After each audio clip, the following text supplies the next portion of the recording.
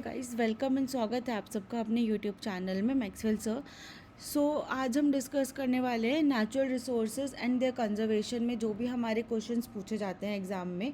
ठीक है, तो ऐसे 15 क्वेश्चंस के बारे में आज हम डिस्कस करने वाले हैं जो कि आपके लिए काफ़ी इंपॉर्टेंट होने वाले हैं। ठीक है, सबसे पहला क्वेश्चन है हमारा that which of the following is non renewable source of energy. ठीक है, कि non renewable source of energy इनमें से हमारा कौन सा है।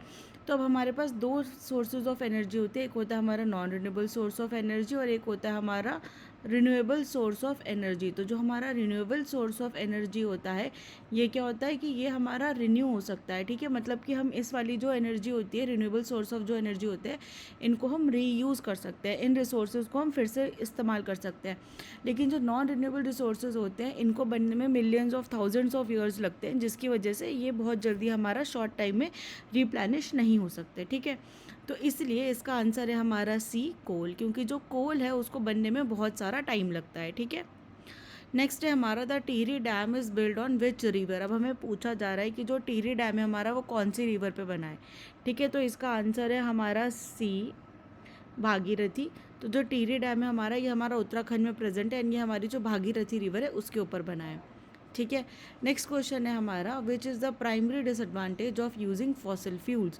कि जो हम फॉसिल फ्यूल्स को यूज़ कर रहे हैं, जो फॉसिल फ्यूल्स हमारे non renewable source of energy होते हैं, जो हम इसको यूज़ कर रहे हैं, तो उसका प्राइमरी डिसएडवांटेज क्या है। ठीक है, तो सबसे बड़ा डिसएडवांटेज क्या है इसका कि ये इन्वायरमेंटल पोल्यूशन को कॉज करता है, इसलिए इसका आंसर है हमारा सी। ठीक है, क्योंकि चीप टू यूज़ भी एक डिसएडवांटेज नहीं है, ईजिली अवेलेबल भी डिसएडवांटेज नहीं है। ठीक है, एंड हाईली एफिशिएंसी भी जो है ये भी हमारा एक डिसएडवांटेज नहीं है।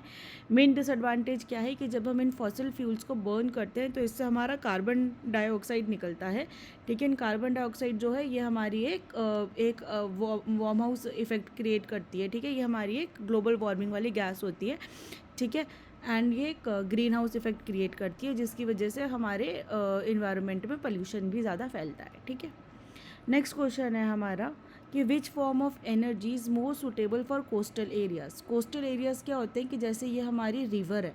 ठीक है, तो जो हमारी रिवर के ये कोने के इलाके होते हैं या जो हमारे किसी भी तटीय इलाके होते हैं, जो हमारे सी वगैरह के कोने के इलाके होते हैं, ओशंस के कोने के इलाके होते हैं, उन्हें हम कोस्टल एरियाज़ बोलते हैं, जिन्हें हिंदी में तटीय इलाका भी बोला जाता है। ठीक है, तो यहाँ पर सबसे ज़्यादा हमारी कौन सी सूटेबल रहेगी फॉर्म ऑफ एनर्जी। तो इसका आंसर होगा हमारा बी, टाइडल एनर्जी।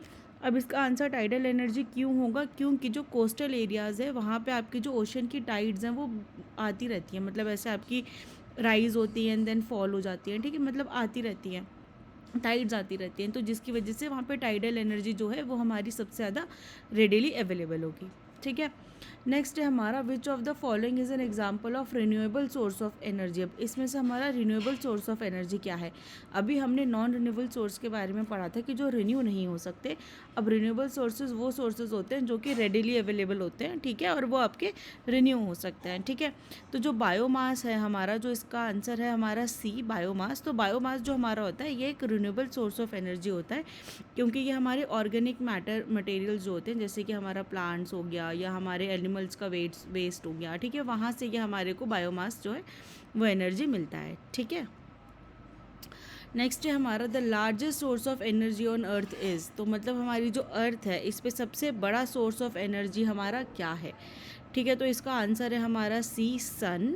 क्योंकि हमारे को जितनी एनर्जी मिलती है वो सारी की सारी एनर्जी हमारे को सन से ही मिलती है। सन को अल्टीमेट सोर्स ऑफ एनर्जी भी बोला जाता है। ठीक है, sun is our ultimate source of energy. ठीक है,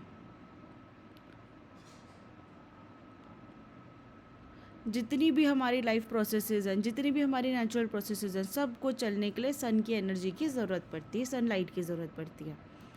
नेक्स्ट है हमारा विच component is primary responsible for nuclear energy. अब ये बोल रहा है कि भाई न्यूक्लियर एनर्जी के लिए इसमें से कौन सा हमारा जो कंपोनेंट है वो ज़रूरी होता है। ठीक है, जो हमारी न्यूक्लियर एनर्जी होती है वो अनस्टेबल एनर्जी होती है। ठीक है, न्यूक्लियर एनर्जी जो होती है वो हमारी यूरेनियम से बनती है। ठीक है, इसलिए इसका आंसर है हमारा ए, यूरेनियम। ठीक है, तो क्या होता है कि यूरेनियम 235 के जो एटम होते हैं वो न्यूक्लियर रिएक्टर में आपके फिजन क्रिएट करते हैं, एक से आपके मल्टीपल बनते हैं। ठीक है, फिर इन मल्टीपल से आपके और ज़्यादा मल्टीपल बनते हैं, तो ये आपका न्यूक्लियर फिजन क्रिएट करते हैं, जिसकी वजह से हमारी न्यूक्लियर एनर्जी जो होती है वो जनरेट होती है।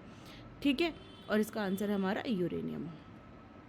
नेक्स्ट क्वेश्चन है हमारा कि which gas is released in maximum amount by burning fossil fuels. तो जब हम फॉसिल फ्यूल्स को बर्न कर रहे हैं तो कौन सी गैस हमारी सबसे ज़्यादा मात्रा में निकलती है। अभी हमने बात करा था कि कार्बन डाइऑक्साइड जो होती है ये हमारी फॉसिल फ्यूल्स को बर्न करने से निकलती है, और इसकी वजह से हमारा क्या होता है, पोल्यूशन होता है, हमारा ग्रीन हाउस इफेक्ट जो है वो आपका ज़्यादा होता है। ठीक है, क्योंकि ये एक मेजर ग्रीन हाउस गैस है। ठीक है। नेक्स्ट क्वेश्चन है हमारा कि biogas is mainly composed of which gas. अब हमने बायोगैस के बारे में बात करा था कि बायोगैस जो है हमारी ये एक रिन्यूएबल सोर्स ऑफ एनर्जी होती है। ठीक है, लेकिन जो बायोगैस है उसका मेन कंपोनेंट क्या है, वो मेनली कौन सी गैस से बनी है। ठीक है, तो बायोगैस जो होती है हमारी, इसका आंसर है हमारा बी, मीथेन। ठीक है, तो जो मीथेन होता है, मीथेन से ये बनी होती है। जो बायोगैस होती है इसमें हमारा 60 से 70% आपका मीथेन होता है। ठीक है, ये इसका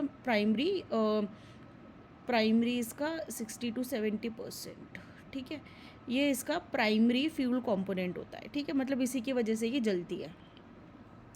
नेक्स्ट क्वेश्चन है हमारा कि which wind energy is converted into which form of energy using wind turbines. अब भाई हमारे को विंड एनर्जी मिल रही है, तो ये हमारे ना विंड के टर्बाइंस होते हैं ऐसे। इसको मैं थोड़ा सा अच्छे से बनाती हूँ एक बारी। तो ये ना हमारे विंड के ऐसे टरबाइंस होते हैं। ठीक है, ये विंड एनर्जी के लिए ऐसे टरबाइंस होते हैं। अब क्या होता है कि जब यहाँ पे विंड आई तो ये इसको ऐसे करके स्पिन करती है। ठीक है, अब जब ये स्पिन होते हैं हमारे, तो इसके साथ में हमारा एक टरबाइन अटैच्ड होता है जो कि घूमता है एंड हमारी जो है एनर्जी को प्रोड्यूस करता है। ठीक है, तो अभी हमें पूछ रहे हैं कि ये जो हमारी विंड एनर्जी है ये किस फॉर्म में कन्वर्ट हो रही है। तो ये हमारी इलेक्ट्रिकल एनर्जी के फॉर्म में कन्वर्ट होती है। इसका आंसर है हमारा सी। क्यों होती है, क्योंकि ये जो हमारी काइनेटिक एनर्जी होती है, ठीक है, जो हमारी विंड की काइनेटिक एनर्जी होती है, टरबाइंस की हेल्प से इसको हमारी इलेक्ट्रिकल एनर्जी में कन्वर्ट करा जाता है, जिससे कि हमारे को बिजली मिलती है।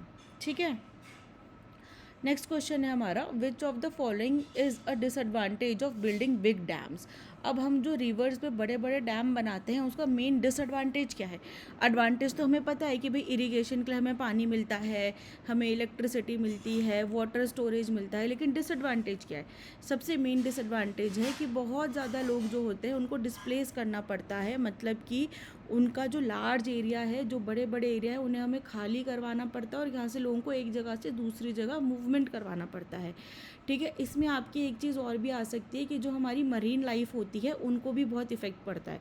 ठीक है, डैम्स के बनने की वजह से जो हमारी फिशेज़ हैं, जो हमारी मरीन लाइफ है, उन पर भी नेगेटिव इम्पैक्ट पड़ता है। ठीक है, नेक्स्ट क्वेश्चन है हमारा in India the first tidal energy project was proposed in which state. कौन सी स्टेट में हमारा पहला टाइडल एनर्जी का प्रोजेक्ट जो था वो प्रपोज करा गया था। ठीक है, तो इसका आंसर है हमारा गुजरात। गुजरात इसका आंसर क्यों है, क्योंकि गुजरात हमारा एक कोस्टल एरिया है। जो कोस्टल एरिया होते हैं हमारे, हमें पता है वहाँ पे क्या होता है कि वहाँ पे हमारी जो हमारा टाइड्स हैं वो हमारी राइज एंड फॉल होती रहती है। ठीक है, तो उसकी वजह से क्या होता है कि वहाँ पे हमारा एनर्जी, टाइडल एनर्जी हमारे को बहुत रेडिली, बहुत इफेक्टिवली मिल जाती है। ठीक है, नेक्स्ट है हमारा which of the following is used as fuel in a nuclear reactor. कि न्यूक्लियर रिएक्टर में हम कौन सा इसमें से एज फ्यूल को यूज़ करते हैं। ठीक है, न्यूक्लियर एनर्जी जनरेट करने के लिए हम पढ़ चुके हैं कि हमारा यूरेनियम यूज़ होता है। अब हम यहाँ पे पढ़ रहे हैं कि न्यूक्लियर रिएक्टर में फ्यूल की तरह क्या यूज़ होता है हमारा। ठीक है, तो प्लूटोनियम इसका आंसर है हमारा ए, प्लूटोनियम 239। ठीक है, तो जो प्लूटोनियम होता है हमारा, ये भी एक फिशल मटेरियल होता है। ठीक है, और ये हमारा न्यूक्लियर रिएक्टर्स में एज अ फ्यूल यूज़ करा जाता है। ठीक है, नेक्स्ट क्वेश्चन है हमारा which of the following is not a green house gas. अब इसमें से हमारी ग्रीन हाउस गैस कौन सी नहीं है। ठीक है, तो इसका आंसर है हमारा ऑक्सीजन। ठीक है, ऑक्सीजन जो है आपकी वो हीट को ट्रैप नहीं करती है ऑक्सीजन की फॉर्म में, लेकिन जब ये ओजोन होती है, मतलब जब ये O3 होती है तब ये हमारी ग्रीन हाउस गैस हो जाती है, लेकिन जब ये O2 होती है तब ये ग्रीन हाउस गैस नहीं होती। ठीक है, क्योंकि ये आपकी जो हीट है उसको ट्रैप नहीं कर रही है। ग्रीन हाउस गैसेस क्या करती हैं कि जो सन से हमारी हीट आती है ना उसको ट्रैप करके रखती है, उसको वापस नहीं जाने देती।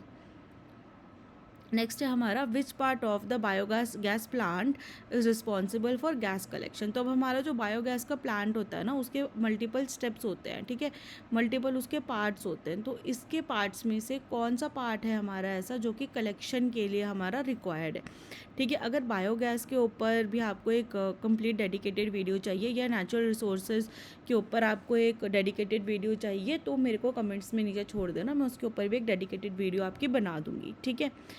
नेक्स्ट तो इसका आंसर है हमारा जो डोम होता है, ठीक है। जो डोम होता है यानी कि जो हमारा ऐसे गुंबद सा बना होता है, डोम जो हमारा होता है, ये रिस्पॉन्सिबल होता है आपका सारी की सारी बायोगैस जो है उसको कलेक्ट करने के लिए, ठीक है। ये हमारी जो बायोगैस बनती है वो हमारी एनारोबिक डाइजेशन की वजह से बनती है, ठीक है। तो बच्चों आज की क्लास में इतना ही, मिलते हैं हम कल फिर हम 15 क्वेश्चंस आगे के डिस्कस करेंगे, ठीक है। Thank you so much.